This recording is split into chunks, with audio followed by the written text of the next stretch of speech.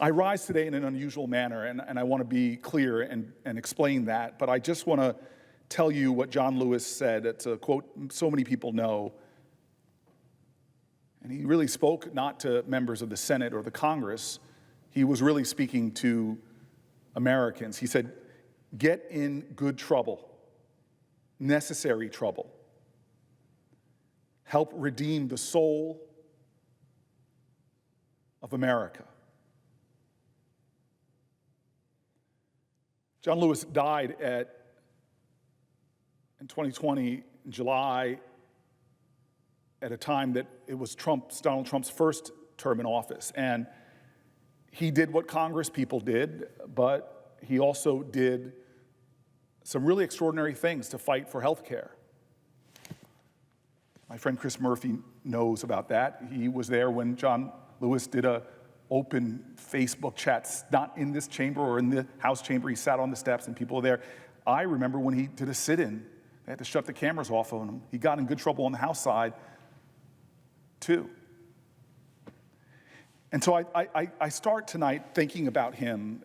I've been thinking about him a lot during these last 71 days. Get in good trouble, necessary trouble, help redeem the soul of America, and had to ask myself, if he's my hero, how am I living up to his words?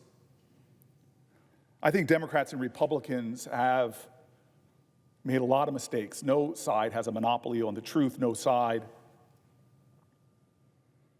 has been perfect servants of this country. But what's happened in the last 71 days is a patent demonstration of a time where John Lewis's call to everyone has, I think, become more urgent and more pressing. And if I think it's a call for our country, I have to ask myself how I'm living these words. So tonight, I rise with the intention of getting in some good trouble.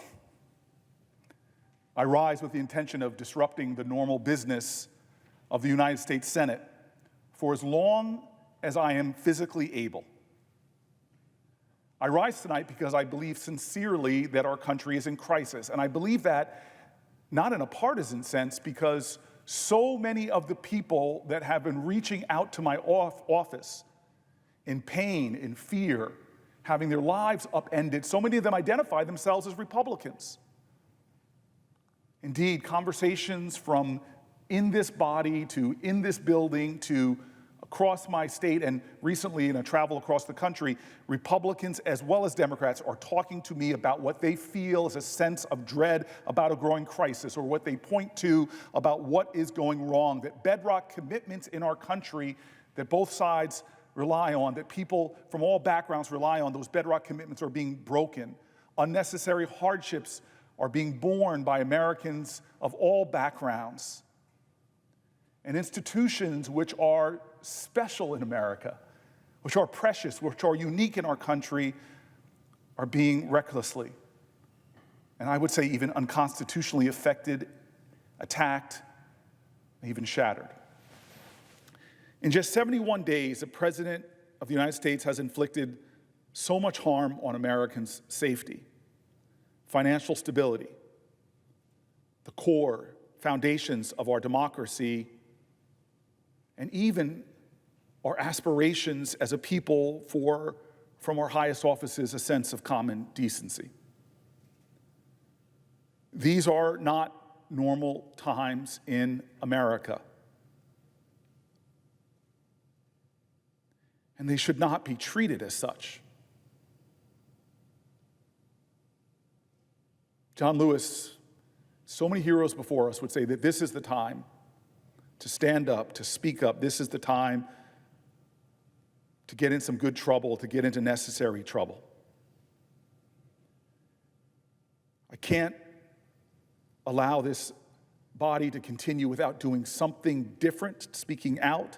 The threats to American people and American democracy are grave and urgent, and we all must do more. We all must do more against them. But those 10 words, if it is to be, it is up to me. All of us have to think of those 10 words, 10 two-letter words. If it is to be, if it is up to me, because I believe generations from now will look back at this moment and have a single question.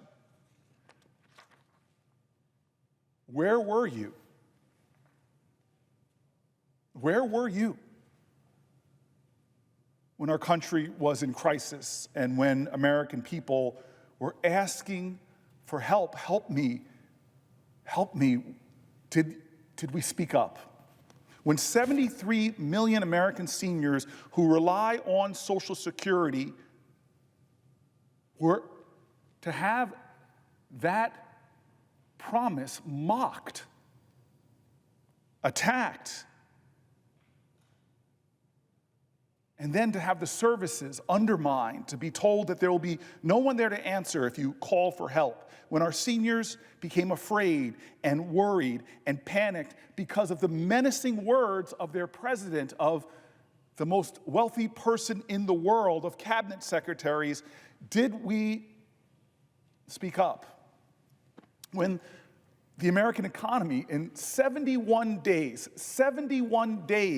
has been upended, when prices at the grocery store were skyrocketing and the stock market was plunging, when pension funds, 401ks were going down, when Americans were hurting and looking up, where the resounding answer to this question was no. Are you better off economically than you were 71 days ago? Where were you? Did you speak up? At a time when the President of the United States was launching trade wars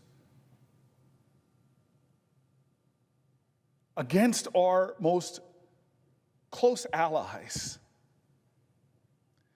when he was firing regulators who investigate America's biggest banks and biggest corporations and stop them from taking advantage of the little guy or the little gal or my grandmother or your grandfather, dismantling the agency that protects consumers from fraud, the only one whose sole purpose is to look out for them. Did you speak up when the President of the United States, in a way that is so crass and craven, peddled his own meme coin and made millions upon millions upon millions of dollars for his own bank account at a time so many are struggling economically? Did you speak up when the President of the United States did what amounts to a car commercial for the richest man in the world right in front of America's house, the White House, when the President tried to take health care away? Where were you? Did you speak up? Threatening a program called Medicaid helps people with disabilities, helps expectant mothers, helps millions upon millions of Americans. And why? Why? As a part of a larger plan to pay for tax cuts for the wealthiest amongst us, who've done the best over the last 20 years. For billionaires, it seems so close to the president that they sat right on the dais at his inauguration and sit in his cabinet meetings at the White House. Did you speak up when he gutted public education, slashed funds for pediatric cancer research, fired thousands of veterans who risked their lives for their country, when he abandoned our allies and our international commitments at a time when floods, fires, and hurricanes and droughts are devastating communities across this country, when countries all around the world are banding together to do something, and he turned his back? Did you speak up when outbreaks of dangerous infectious diseases are still a global threat, but yet we have stopped engaging in the efforts necessary to meet those threats? Where were you when the American press was being censored, when international students were being disappeared from American streets without due process, when American universities were being intimidated into silence, challenging that fundamental idea of freedom of thought, freedom of expression, when the law firms that represent clients that may not be favored were attacked and attacked and attacked, where were you? Did you speak up when they came for those firms? Or what about when the people who attacked the police officers, who defended this building and American democracy on January 6th, who just outside those doors put their lives on the line for us, and many of them would later die? Where were you when the president pardoned them, celebrated them, and even talked of giving them money, the people who savagely beat American police officers? Did you speak up when Americans from across the country were all speaking up? More and more voices in this country speaking up, saying this is not right, this is un-American, this is not who we are, this is not America. Did you speak up? And so I rise tonight because I believe to be about what is normal right now, when so much abnormal is happening, is unacceptable. I rise tonight because silence at this moment of national crisis would be a betrayal of some of the greatest heroes of our nation, because at stake in this moment is nothing less than everything that we brag about, that we talk about, that makes us special.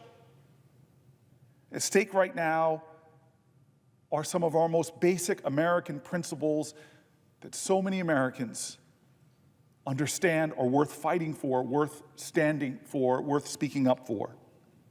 Like if you work hard your entire life and pay into Social Security, it should be there for you when you retire, and you should not have to question if those paychecks will arrive, and the government should strive to improve service to you, not brag about cutting it.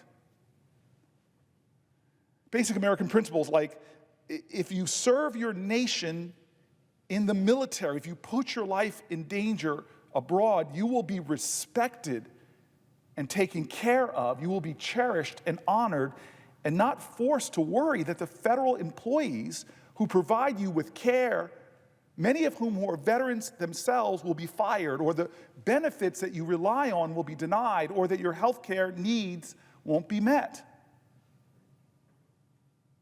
Basic American principles like your child will have access to a high-quality public education, that every child has a unique genius. Even our children, beautiful children with special needs, they have genius. And that our children can go to school and parents and teachers know that they will be safe there. At stake now are those basic American principles that the people you elect to serve you in government will represent you and not try to make themselves richer, not run some scam.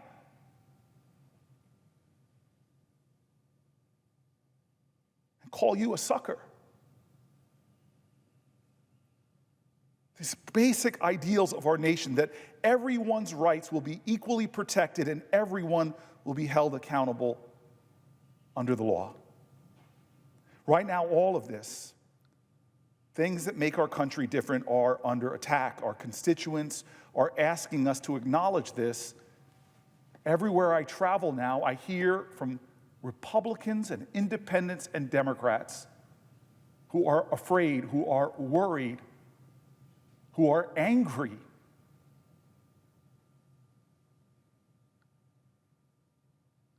And I think about John Lewis, who taught me that fear